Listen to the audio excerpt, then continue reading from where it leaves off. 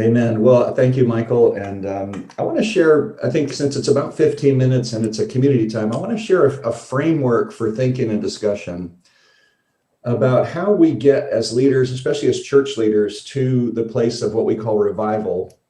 What is the process to get there? And so I want to begin by just talking about the different postures that we have before the Lord. So there's lying down, there's kneeling, there's sitting, there's standing, there's walking, and there's running. And when we think of revival, when we think of seeing God's kingdom come in a major way, we're running. That's what running looks like. So we begin by lying down. The Bible says in Psalm 23, it says, He makes me lie down in green pastures. And by the way, these postures are individual postures and together postures. So the together version of lying down is found in Ecclesiastes 4, where it says, when two lie down, they stay warm. So all of these postures are individual postures and together postures, all right? And so we first lie down, then we kneel. It says, come, let us kneel before the Lord our God, our maker. And that's let us kneel. So I kneel before the Lord and we kneel before the Lord. We sit, it says in Ephesians 1 that we're seated with Christ in heavenly places. And so we're sitting before the Lord, standing, of course, having done all Ephesians 6 to stand, therefore stand. And so we stand before God. We stand individually, we stand together.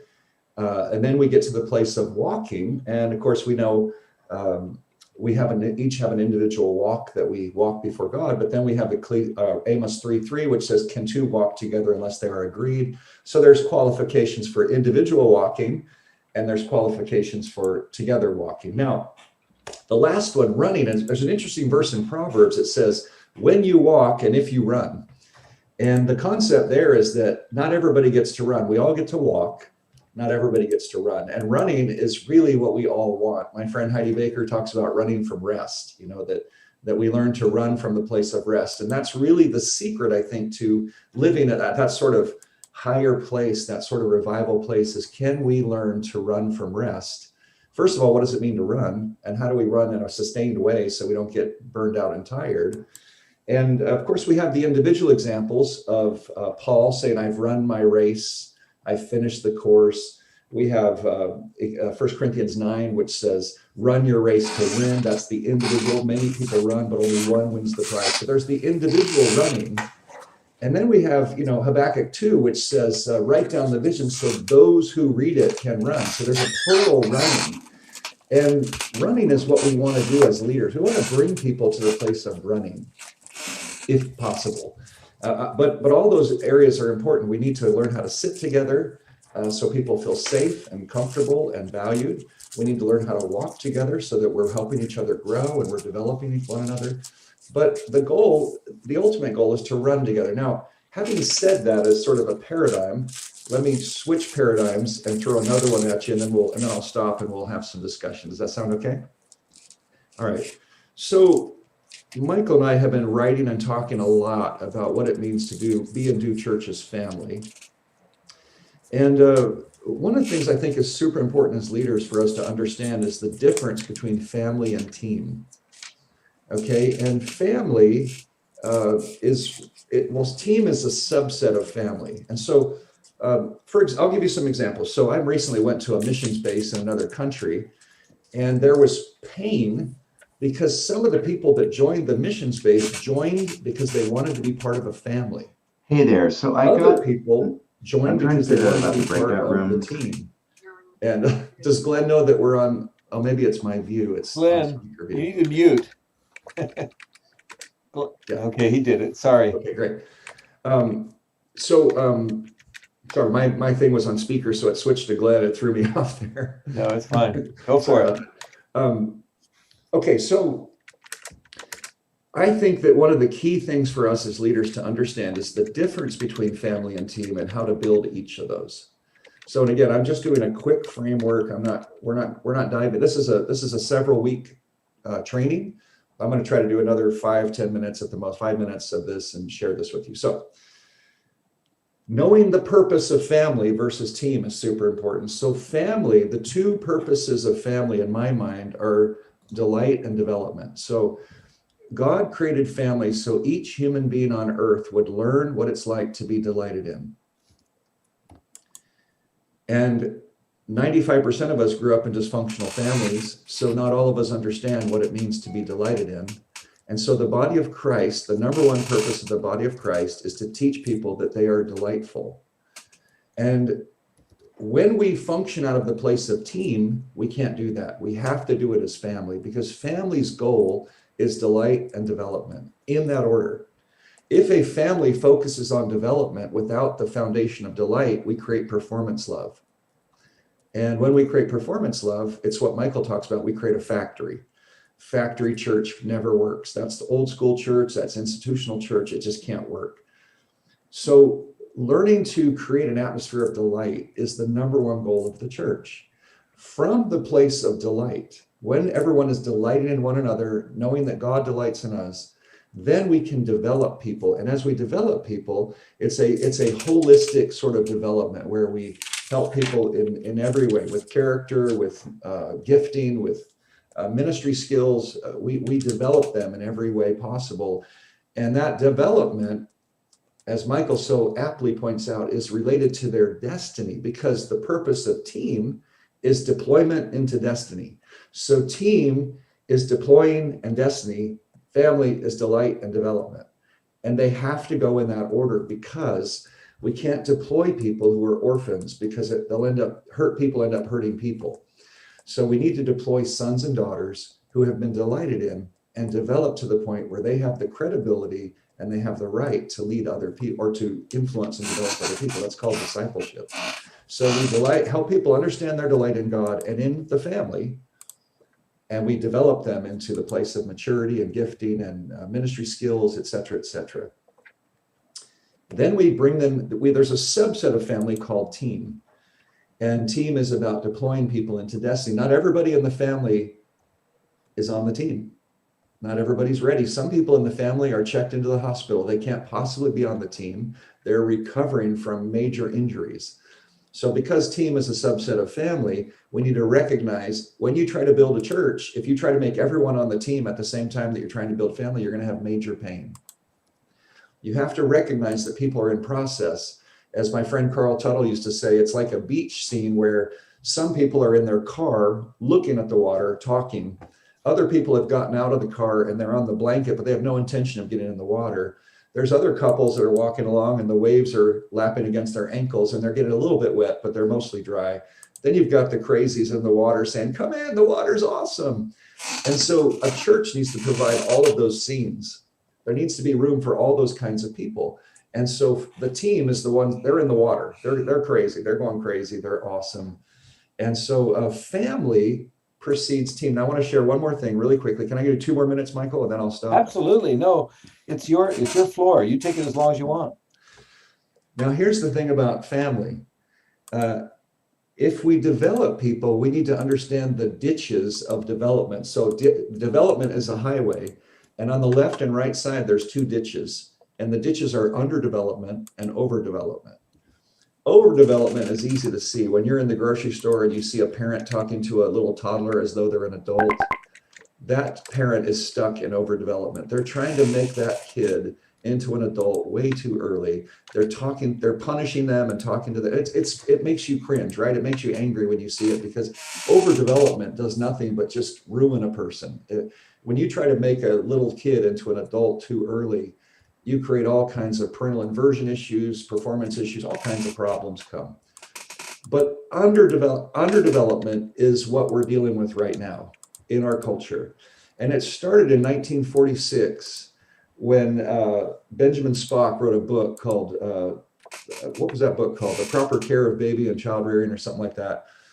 And he was reacting to the sort of cold authoritarian parenting model of the World War II generation, which is children are to be seen and not heard, and so on and so forth. And so what he wrote captured an entire generation of parents. And what he wrote was basically that, hey, kids shouldn't be stressed out with your need to develop them. They need to be free to express themselves. They need to be free to be who they are. And they shouldn't be burdened down with your terrible need to make them into something that they're not. So basically, your job as a parent was to make room for the wishes of your child and to fulfill those wishes. And so what he did is he effectively affected an entire generation of parents. And the result essentially was the hippie generation. The hippie generation was the result of a group of parents that were afraid to parent because they didn't want to overdevelop. And as a result of that, we had people, a whole generation that grew up hating authority. There were a number of problems that came out of the hippie generation. And you might be a part of it. I'm not trying to insult you.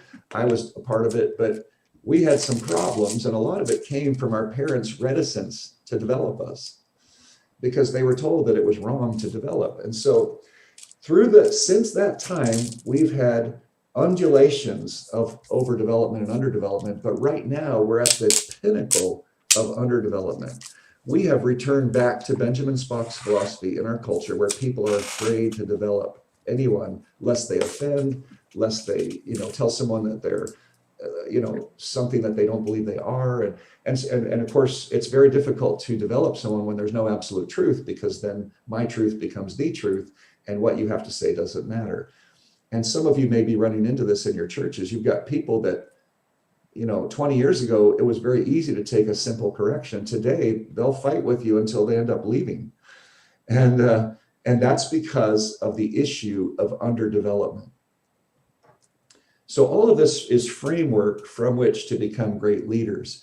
The challenge is learning how to develop people and making sure that there's a foundation of delight and that they know their development is unto being deployed into their destiny, which is one of the things that Michael's so good at, is linking people's, their process into their destiny. Like when we can link people's process so they can see the carrot at the end of the stick, as it were, they can see the destiny dream that needs to happen, then they're more willing to go through the developmental process.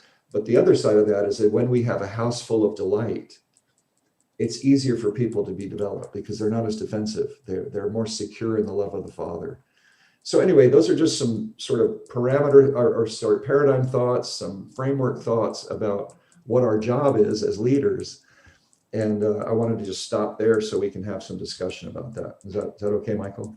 That's perfect. Yeah. I mean, that's a ton of content. Yeah. And so we have, let's break it open a little bit, you guys, because really this particular, obviously we're building something called Leaders Alliance. We want to keep making sure that we're bringing good leadership frameworks and concepts and application to each of our participants, but we have to take time to digest it. And so, one of the things, again, as Mark said, that he and I are just, really passionate about is this concept of what is a family. And how does family apply to leadership in general? Obviously, we're speaking from a church standpoint, and most of you are pastors or involved in some kind of ministry dynamic. Some of you are in the marketplace. How does the same concept apply there? Can we, within a business, actually start with delight and move towards development? How do we understand the productivity in that context? How do we understand our commitment to the individual as opposed to their productivity? I mean, those are all questions that I think distinguish family from factory. And but anyway, if you have questions, please throw them into the chat room here. I've been actually putting some notes in just as Mark's been talking, just on what he's saying. But also, if you have any thoughts or questions right now, just unmute and let's take some time to talk, okay? Because that's really what the time is for. And so, yeah, just give me 1 sec. And so, Mark, you'll be able to kind of help guide the conversation. I'll also help with you. So, Go ahead. Hey, Michael. I know we're new, and apologize for us being so eager to jump in, but just great stuff. And just really what got my mind to thinking was about, approaching people from the concept of the family team and needing the healing, but also letting it go over into the marketplace. And as you know, we do have an international prophetic ministry, but we also do real estate. And last week, there's a young lady that was looking at some homes, and I was there helping Jennifer with the showing. And I just looked at her because she was so amazed, because I was going through the whole house and checking because that's kind of my nature. I just check everything, check it, make sure everything's in order, everything's fine. And she looked at me, she goes, wow, she said, you guys are awesome. I looked at her and I said, Lacey, I'm going to treat you like my own daughter, as if my daughter was buying this house. And I can tell what a deep impact that made on her. Well, we made the transition from just a business transaction of showing a home and trying to help someone purchase a home to she felt the warmth and love of me doing something from my heart, treating her as though she was my own daughter. So I just wanted to throw that in there. Yeah. Oh, that's good. Thoughts, Mark, on that?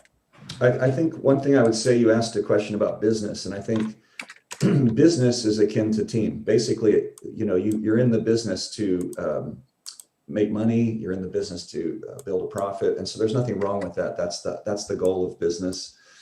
I think the church and nonprofit organizations, the goal is family. But if you can have a person like John with family values and communicate those values while you're building your team, then you don't want to switch to make the business about a family, or you'll lose your purpose. In other words, family is 80% relationship, 20% task. Team is 80% task, 20% relationship. If you confuse those, you'll start trying to build a business that can't prosper because you're so worried about people's feelings that so there is a balance here, where it's okay. Some organizations, i.e. businesses, are going to be team-based, not family-based. But as John said, you can have a family culture and value in your heart that you're able to insert, as in that instance, I would treat you like my own daughter. He's not changing the way he operates. He's not changing his percentage on, he's saying he's communicating a value to a customer who then says, wow, that really impacts me. I had the same thing when we did our TV show, when one of the producers, we're there to record. It's not my time to do personal counseling. We're there to do a job. And the best way I can love them is to do the job well. But there was a moment in between scenes where I could say, hey, and I ministered to her, and then she ran out of the room crying, and we ended up praying for her. And it was a beautiful thing because it was family inserted into a team context. So I think it's okay to keep it team is team, family is family, but always have a family value or a family culture, if that makes sense. That's excellent. Actually, Brian Ibarra has a question. Brian, can you just unmute and kind of ask the question personally? Sure. Thank you for the teaching. It's amazing, and I'm thinking, how can you build a structure that values pursuing destiny and goals and tasks, and at the same time celebrating family? But how you handle that? How are you going to build a structure that is also allowing people to participate in a different level that is not part of the team, but is family? And how much are you going to invest in family if you are pursuing goals, or it's more like task oriented? That's a great question, Brian. I think it really depends. Are you leading like a missions base or something? I'm building a team just to plant churches in Mexico. Okay. So I think what I would go to, Brian, is what is the purpose of a church? And so if you're planting churches, in my mind, you're planting spiritual families. So the team that you have cannot plant a spiritual family if they haven't been in one, and a healthy one, and therefore they're rooted and grounded in love. So I would think that as a team, your goals are deploying people into destiny. But if people have joined your team because they want family, that's where the confusion starts. So what I would say is, I would only have people on my team that are healthy in family. So they've already been in family, they know family, they care about family, they've been delighted in, so they're ready to run on the team. Because you're in a world where you have a team that's trying to plant families. Yeah. So your team members have to be immersed in the culture of family. They have to know family backwards and forwards, because they're the ones that are planting. They can only reproduce who they are. So I would say part of my guess is part of your problem is you've got people there that have joined because they want to be delighted in, which is great, but they probably need to not be on a team of church planters. They need to be in a family longer and be delighted in, because that way, if they never want to be on the team, they don't have to. But to be on your team, who's planting churches aggressively, they can't say, I don't care about destiny. That's not okay. When you're on a team, you have to care about those things. That's awesome. Well, let me just add one little thing on this, Mark, is my definition of family is just exactly what you're saying, but a slight little distinction is this issue that I see the primary purpose of family biblically as, in a sense, co-equal parts. So identity and destiny are both equal. In other words, You God gave us merge command. those together. I'm sorry? I'm sorry, you merge those together. Yeah, I merged those together a little closer because but I think your distinction is super helpful. Now, there's distinguishing team from family, I think is super helpful for me. I usually tend to look at them as a continuum. Okay, that every son and daughter in my house, the first 6 months is just love, love, love, love, love. Change the diapers. I don't expect anything out of you. It's identity. Right. It's delight. I goo goo. My eyes twinkle. But my goal long term is always team. In other words, your definition of team, which is I want my sons and daughters to be successful. And Right. so I see development and identity and destiny as counterparts, Right. as opposed to separating them out as far as you're separating them. But Let me again, respond any to that, thoughts Michael. about that, you guys? Let me Yeah. respond to that. I'm 100% in agreement with you. As a leader, I see the continuum. Yes. It's a family team continuum. The reason I'm Yes. separating them is exactly what Brian talked about. There are people who want to be in the family who aren't ready or aren't willing to be on the team. And they have to be Yes. able to stay in delight. Because if they go out of delight, then we've created an orphan. So That's what we've right. done is we've said your value went down because you're no longer willing to go into destiny. Perfect. So as a leader, I'm 100% with you. I have a family team continuum of a whole person. I want every family member to be on the team. That's But so good. I recognize that some aren't. And and thinking of this distinction is so helpful for me to recognize where people are, if that makes sense. If you drew it out as a continuum and I drew it as two boxes right next to each other, it's the same thing.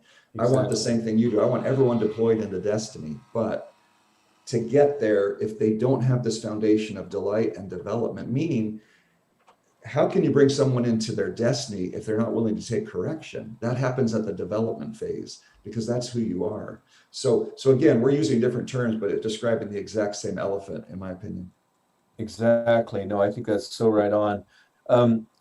Andrew McMillan, why don't you speak up? You had a thought there, and I want you to. Andrew's one of our advisors for the development of Leaders Alliance, and he's just been such a great friend to me.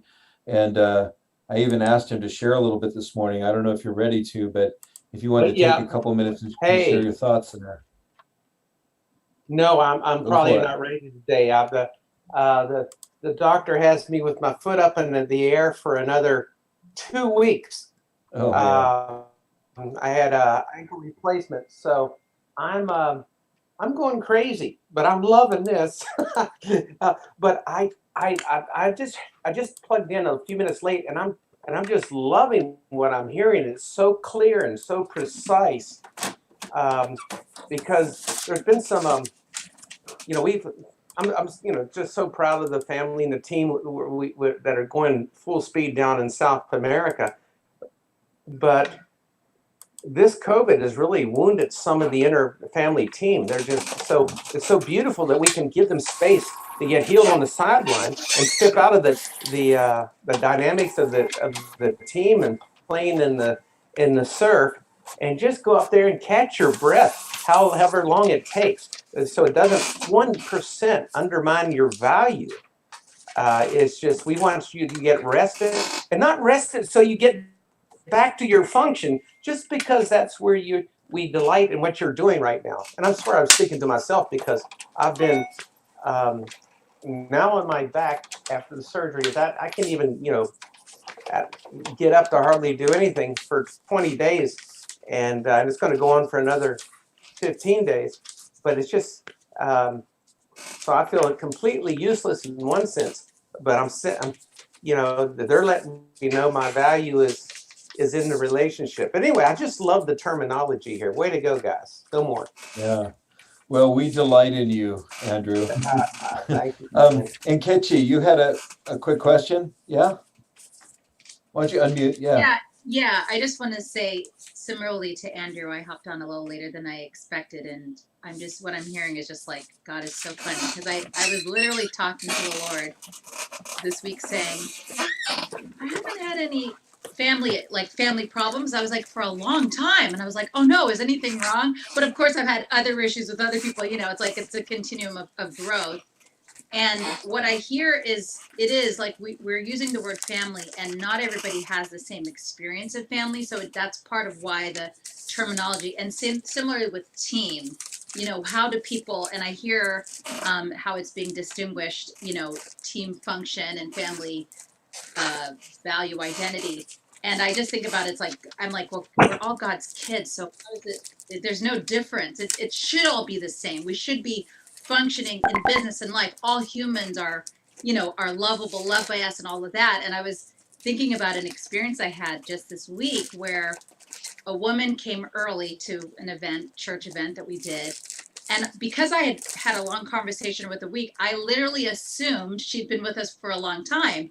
And I put her to work immediately. I said, oh, can you help me count this inventory? And I kid you not, it has warmed my heart, because for her to be included for this tiny menial task in God's family, literally, like she was alive. And so I think that sometimes we want to use people in what they have available, but not overuse them. Check our hearts. So our hearts are the ones that have to be flowing, and God will guide us as to what is overflowing, because it's an inner and outer. I don't care if you're a CEO and you might be running a company, but your heart may be actually pretty sad. So I might just have you bake cookies. I don't want you running all the leadership programs. Like, I'm literally, and I think that's where we have to kind of get out of what we see with our eyes or whatever. Sometimes it's like, there's this one guy who helps us all the time. He barely talks. When he talks, he says the same thing over and over, but he is so useful to me. And it's just funny. And he has degrees, so it's like, I think that what I'm hearing is I do hear that I feel like God is kind of like trying to stretch family, team, and just make it like we as loving Christians from a place of love, pouring out love. And I think I see you do that, Michael. I don't know. I want to give him some props to when I didn't expect this, but like to be included in and to be loved on visually, your heart, I'm going to tell you, people see it. That's what makes people decide to stay or go. So Michael, you welcomed me into church before I knew what church was. Promised Land years ago.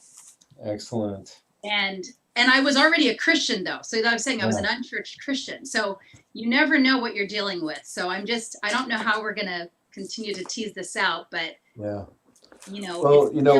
that's a great comment. And Kitchi, any response, Mark? And then we're going to move into our prayer rooms for a moment, but any thoughts before we shift over, Mark? Yeah, I think a lot of us are probably on the same page, just describing things a little differently, using different terminology. I think there was one comment like, if we have family, why do we need team? And I think one thing I'd remind you of is that the New Testament uses as many as 69 or 96 metaphors for the church. So we're the army, the bride, the hospital, the school, the family. The family, we all know, is the central metaphor, but it's not the only metaphor. And if that were the case, the Lord wouldn't have used all those other metaphors. So I think it's probably a little simplistic to say, we only need family, because that's a little bit like saying we only need one verse in the New Testament. Like, we've got all these metaphors of the church because the Lord wants us to see through the, what 1 Peter 4 calls the manifold or the many-sided grace of God. Like, we are always family. We're also always an army. We're also always a hospital. We're also always a bride. And if you live out of one of those paradigms only, you're going to limit your understanding of, and especially as a leader, because I'll give you an example. I used to lead Central Coast House of Prayer. We now have Voices House of Prayer. I understand the bridal paradigm really well. As a leader, I'm into it.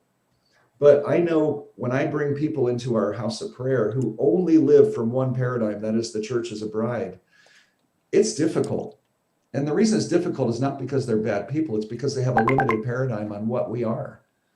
They don't see us as a family. They see us as a bride only. Therefore, they're super happy doing individual tasks and living a monastic life. And they can't understand my call for family. So what I would say is let's broaden our horizons. And I 100% agree that family is the central metaphor of the New Testament, but it's not the only metaphor. Wow. So That's so good. Okay, we're going to shift gears. We're going to have some more time as we close our meeting at 10 o'clock. We'll have at least 15 minutes to be able to process some of the questions. We have a great input from Randy Bixby, who has a phenomenal ministry to families. He gave us some input. Annie Ridge has a good question I want to make sure we get to. So we'll go back. James Shuttleworth, thank you for your thoughts as well. We'll go back to those in just a minute, but we want to make sure that while everybody's on, we get a little time to really do this prophetic ministry. Like, we want to see God touch. Quickly, as we get started, Charmaine or Yvette, do you have any kind of counsel just a very short little counsel as we break into rooms?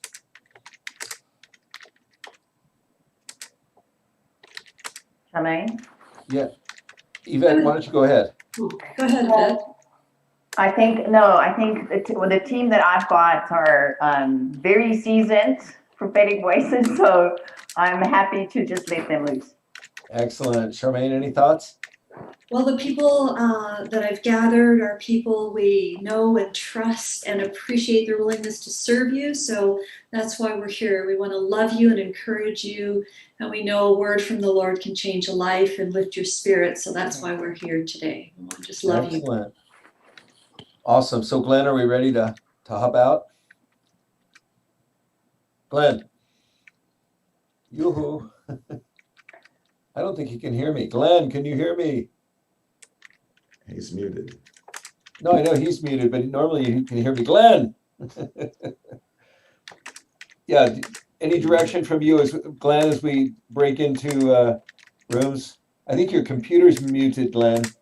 Yeah, I've spent this whole time trying to pair up the teams. Okay, so I'm just about ready to do it. Okay. Okay, great.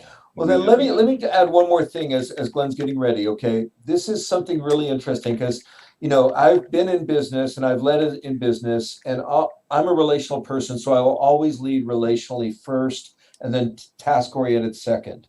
Okay, but as a pastor, let me just say that we designed our church around that 80-20 principle that Mark talked about. Okay, we just assumed that there would always be about 20% of the people that, for whatever reason, were unable to be task driven at this time in their church experience, either because of wounding, because of immaturity, because of mental illness, physical illness, whatever. Okay, and so we designed our church to have a place for those individuals and to make them feel totally loved and welcomed apart from any action or service on their part. But then we were able also at the same time to create graduating levels of team in the rest of our church so that people were not hindered at one level of team. They could move to a next level, next level, next level. And so it was a little bit of an engineering task, but it was able to actually validate. See, I think when a church only becomes about task, it alienates everyone who's wounded and hurting, and it actually changes the culture of a church to be, quote, a discipleship church, but not a family. And that becomes a hindrance to a full, let's call it a full metaphor expression. And so I just feel like what you're saying, Mark, is huge and awesome. Are we ready, Glenn? Can we go? You're muted. Yeah, we have 6 teams, and there's at least 2 in each, and some may be from the wrong groups, but sorry, you're just gonna have to flow with it, okay? Okay. Okay, Yeah, so it's a little bit. teams, and then how long do we want to go, Michael, with this? Let's go 15 minutes, and we'll pull back right around 10 o'clock. Okay, we're almost 20. Okay, all right. Let me open them right now, and here we go.